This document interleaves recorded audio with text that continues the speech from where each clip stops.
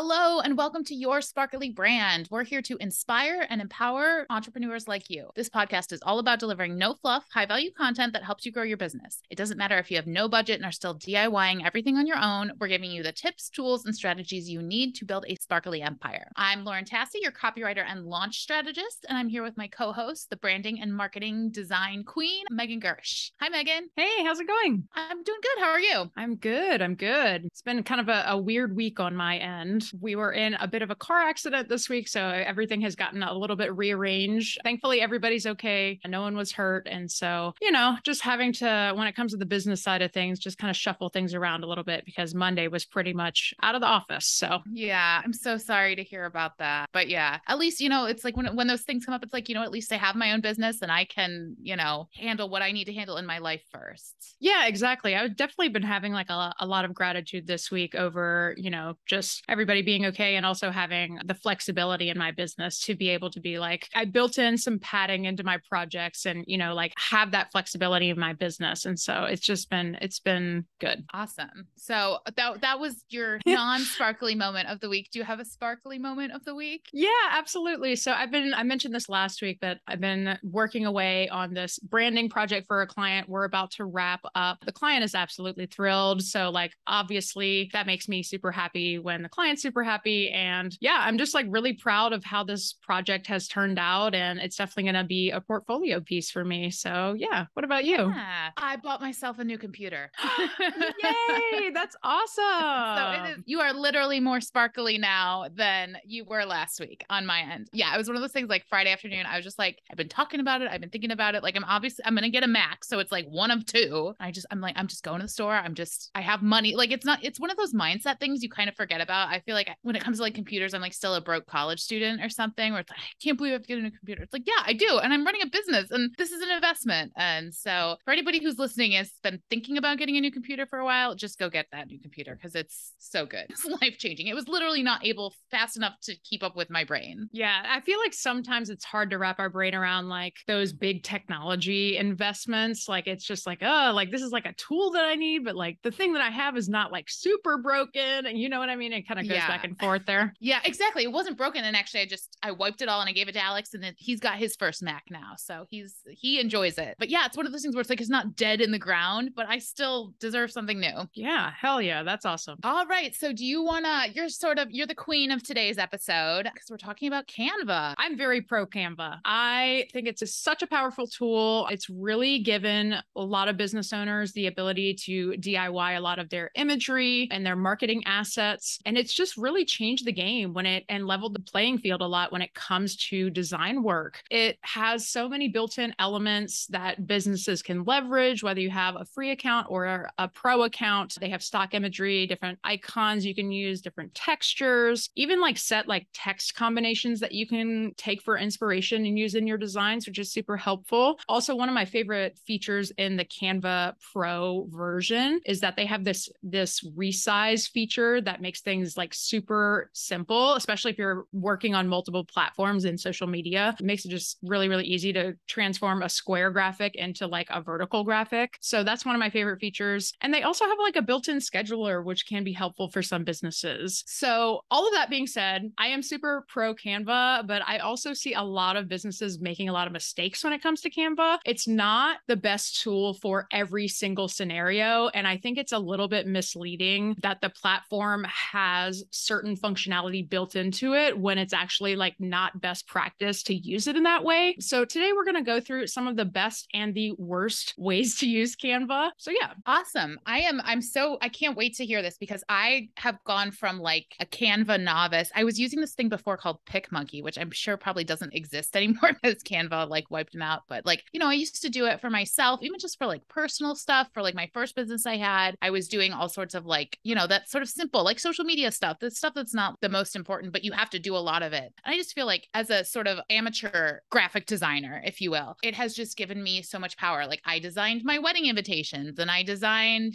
like there's all this stuff that I'm just like so grateful that there's a tool like that now, because I remember maybe 5 or 6 years ago when we did the Pug Yoga calendar, I wanted to do it, but I just didn't have the Photoshop experience. Like the learning curve there is so much higher. So we had somebody else design the calendar where like, if we were to do that today, I could totally do that. Yeah, Totally. The thing about Photoshop too is that like the Adobe software just is constantly evolving. Like even like, I mean, I have 15 years experience in the graphic design world and I still learn new Photoshop tricks every single day. Like I'm not joking. Like they just keep adding more features. So Canva is thankfully a lot more intuitive and very drag and drop. Like, you know, it's just a lot of a simpler interface. So do you want to tell us, I guess let's start with the don'ts, right? So we can end on a positive note. Let's start with what you should not be using Canva for. For sure. So the first thing that you'll probably notice about Canva is that it is filled with templates. And so if you're running a business, you want to create your own templates and not use the templates that are within the platform. You can always kind of look to those templates for inspiration, but I generally don't recommend using them just because they're templates on Canva. There are lots of businesses and people are using them. If you wind up using the same exact template without changing much about it, like you're going to wind up looking like other businesses. And so the whole point of branding and building your business is to stand out from your competition. And so that's why I don't really recommend using those. Another big stumbling block that I see a lot of businesses make is using Canva for logo design. You cannot trademark Canva logos. And so it's a really big issue when you go sit down in Canva. They have a lot of templates for these too. And I just feel so bad that it's even like an option, but you'll see, like I can spot I mean, like I said, I have a lot of years of experience, but like I can spot a Canva logo from a mile away. It's either like the paint swoosh, or there's like a little circle one, or there's like very clear, like top of the template list versions of these logo templates that like I've just seen a ton of times. And it's like another thing where it's like, you really want to be putting thought and effort into your branding. You know, like your branding is essentially how you are presenting your business to the world. And so you don't want that to look like any other business out there. So stay away from logo design on Canva. One other thing that I will mention too is to not use Canva for email signatures. And let me explain a little bit about what I mean with that. So they have templates on Canva that essentially you can fill in your name, your title, your social media, you know, icons or whatever. And essentially it will just save down as one image. So the problem with this is when you add it to your email to send to your clients or, you know, whoever you're emailing, it just shows up as an image within the email. That's not searchable. If somebody goes into their email and they're trying to search for your name, they will not find you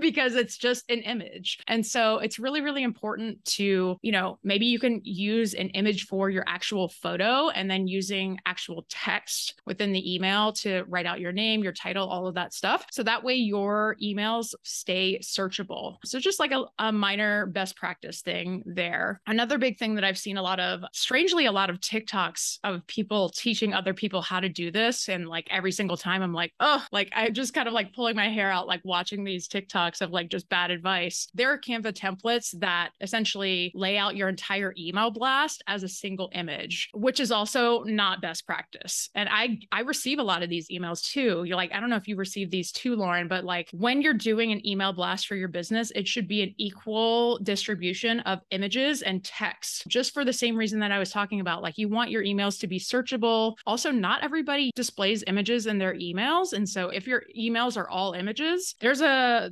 percentage of people that will not even be able to see that email from you. One thing that I've also noticed too is that it can be a little bit limiting when it comes to visualization of data. I've had to make several graphs for different projects that I've been working on. And especially if you're trying to make something that looks really branded and in line with the company, there's just a little bit of limitation there when it comes to like what you can control. So like, I'll give you an example. I was making a pie chart for this infographic that I was making one time. Obviously, there are multiple pieces of the pie chart, but you can only choose one color when you're adding the branding to that graph. So it's a little bit frustrating just because like, obviously you want the pie pieces to be different colors. So that way you can show like the differentiation in the data. So what I like to do instead of using Canva for those types of projects is I like to use a tool called Visme. It's Visme, and it just has a lot more control when it comes to those really data-driven designs. And I think they do have a free trial or some kind of free plan that you can try out too if you want to take a look at that tool. I would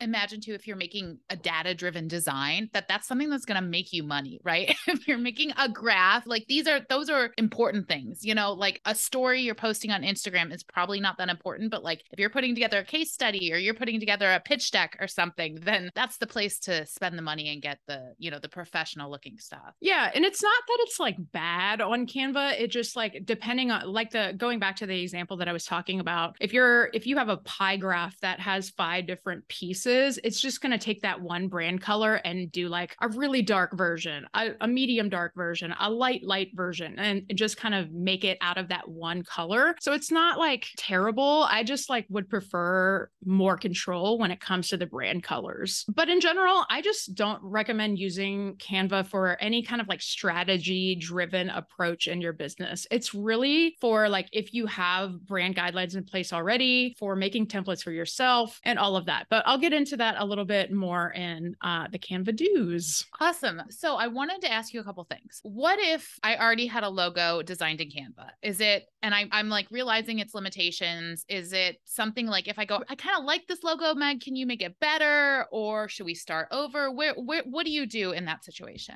So there's obviously, I mean, it's your business. There's a lot of different things that can happen here. If you really like the logo, if you like the typography or the imagery that you've used, and you decide to work with a designer, they can certainly create you something custom from that. And that might be as simple as taking the text into Adobe Illustrator and modifying each of the letters a little bit. And that is a completely custom version of what you already have. Now, when it comes to the imagery, if there's any imagery in the existing logo, I would suggest probably nixing that and going with something completely custom, just because, again, you can't use those elements in trademarked logos. So hopefully that helps. Yeah, I think so for sure. And then the other thing I wanted to ask about, and I hope I'm not like jumping ahead on your thing, but stock templates, I understand, not a great idea. If we were going to change them, like, is there like, it needs to be 25% different, or, do you have any sort of rule of thumb on that? I'm sure it's more than just like changing pink to blue. Yeah, definitely. So this is kind of an interesting question, just because like, I mean, you can use it as like the base for like, this is what the headline should look like, and here's like the weight. But I mean, honestly, the more that you can change about it and kind of infuse your own brand personality into it, the better, especially if you have like different brand icons that you can insert into it, or like different brand textures, anything that's custom to your brand to really make it your own. I don't know that it's like a hard and fast rule when it comes to like the percentage of change, but if you look at it in the template window and you have your modified version on the right, you can make your judgment call on like, does this look significantly different than what is available to everyone? Oh yeah, that's a good way to think about it. The other thing I wanted to ask about was stock images. So they have so many. Is it what's your feeling on what's available there versus other places? I personally love their stock imagery that's available.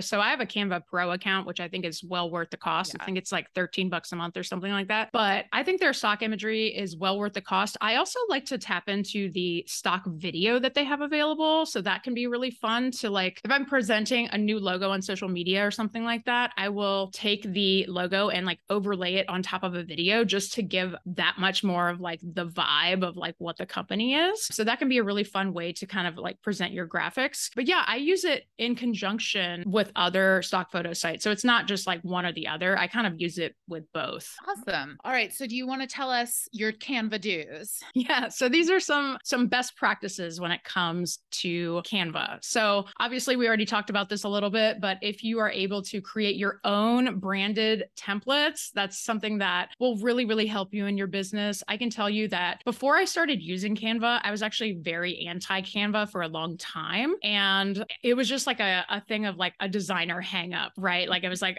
I can't use Canva if I'm like a real designer. But once I started using it, I was like, holy crap, this is so helpful when it comes to batch creating all of your social media content. It makes things really, really easy, especially if you have those branded templates in place. It's literally, you can make like 20 graphics in 5 minutes. It's just a matter of changing out the text, maybe adding an image here and there, like, and boom, you're good to go. One other thing that I will mention that is a great feature within Canva is the ability to create your own color palette. And so you can save different color palettes within your account. And so you can use those across graphics. It just makes it so easy to kind of pick that color and apply it to the different designs that you're working on. The other thing that I wanted to mention too, and this kind of goes with like, if you are working with a professional designer on your logo, you can ask your designer to export all of your logo files in SVG format, because if you drag those into Canva, you'll actually be able to dynamically change the colors of each piece of the logo, like within Canva. I know this is like kind of hard from an audio perspective to kind of explain how this works, but like imagine if you have a 2-color logo, maybe one color is black and then the other color is teal. Maybe you wanted the teal part of the logo to be blue or something like that. You can really, really easily click on the teal, just color swatch within the logo and change it to blue within Canva. It makes it really, really easy. Another thing that I would recommend using Canva for is to use it for brand presentations or booklets or social media graphics. As I've said earlier, it just, again, makes it really, really easy to set these types of things up and really, really easy to format everything and snap everything to make sure that it's aligned and all of that good stuff. And lastly, setting up brand guidelines is something that I highly recommend. And this is a perfect use of Canva. This is something where you set your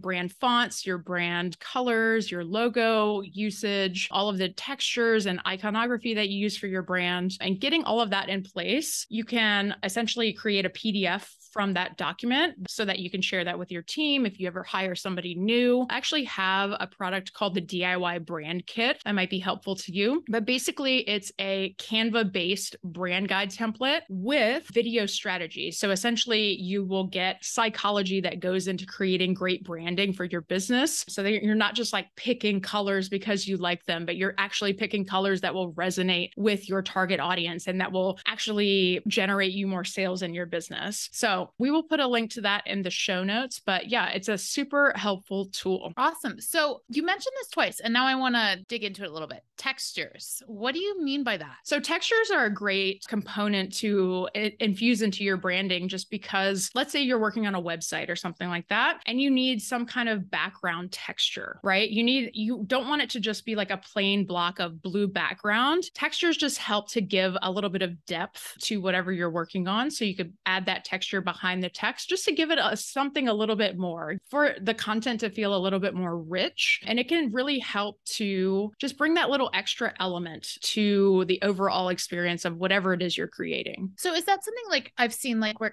it makes it look like it's like handmade paper or something, or like a fuzzy sweater, but and in like a very muted version of this, like a fuzzy sweater or something. Is that specifically what you mean by texture, or is it even bigger than that? Exactly. Yeah. Okay. There are lots of sites out there too where you can grab free textures. Obviously, if you have the means, work with a designer to get custom textures in place for your business. But it can just, again, it's just like that element that brings that little something extra to the design. Awesome. This has been so helpful for me as the amateur Canva wannabe. So thank you for that. And then I think we should do a poll for this episode. So I think it's going to be for our listeners to vote. Are you a Canva convert or a Canva hater? And I would love to hear, especially from like people in the design, visual branding, that side of things. Like, where are we going with this in terms of your industry? Are we hating it or are we loving it? So go ahead. If you're listening on Spotify, you can just go into the show and vote there. You can drop a comment on social media, wherever you're listening, let us know. And that's our episode. So if you want to check out the DIY brand kit, again, we'll leave a note and a link for that in the show notes. Thank you so much for listening. And until next time, stay sparkly.